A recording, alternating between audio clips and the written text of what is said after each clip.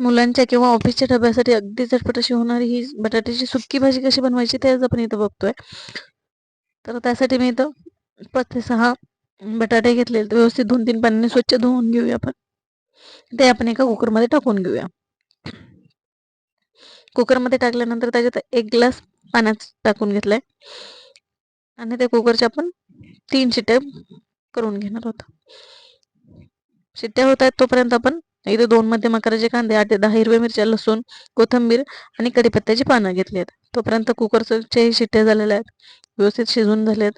तर मी तर कढईत 2 चमचे तेलाचा वापर करते. तेल व्यवस्थित तापलं की त्यात आपण अर्धा चमचा जिरी आणि अर्धा चमचा मोहरी टाकून परतवून घेणार आहोत. मोहरी जिरी परतली की त्यात कढीपत्ता आणि लसणाच्या पाकळ्या टाकून घेऊ. ते दोन्ही व्यवस्थित परतलं की आपण त्यात हिरव्या मिरच्या टाकून घेऊ चिरलेल्या. त्याही व्यवस्थित अशा परतवून घ्यायच्या. म्हणजे भाजीला एक छान चव येते. व्यवस्थित परतवून झाल्यानंतर आपण त्यात कांदा टाकून घेऊ. कांदाही व्यवस्थित 2 मिनिटं परतवून घ्यायचा. कांदा परतला, गुलाबीसर झाला की त्यात आपण अर्धा चमचा हळद टाकून घेऊया आणि व्यवस्थित मिक्स करून घेऊया. तुम्ही बघू शकता इथं कांद्याचाही कलर व्यवस्थित चेंज झालाय आणि व्यवस्थित अशी परतून पण झालेलं आहे. तर त्यात मी आता तोपर्यंत बटाटे मॅश करून हातानेच मॅश करून घेतले ते आपण त्यात मिक्स करून घेऊया. तुम्हाला जर चिरून पाहिजे असेल तर तुम्ही त्याचे व्यवस्थित असे काप करू शकता. पण मी ते मॅश करूनच टाकले कारण माझ्या मुलाला तशी भाजी आवडते. तर त्यात मी आता कोथिंबीर टाकून व्यवस्थित मिक्स करून घेते.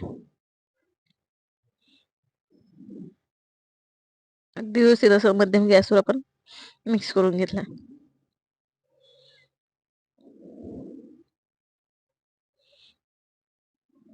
तुम्ही बघू शकता. आता त्यात आपण चवीप्रमाणे मीठ टाकून घेऊया आणि व्यवस्थित मिक्स करून घेऊ.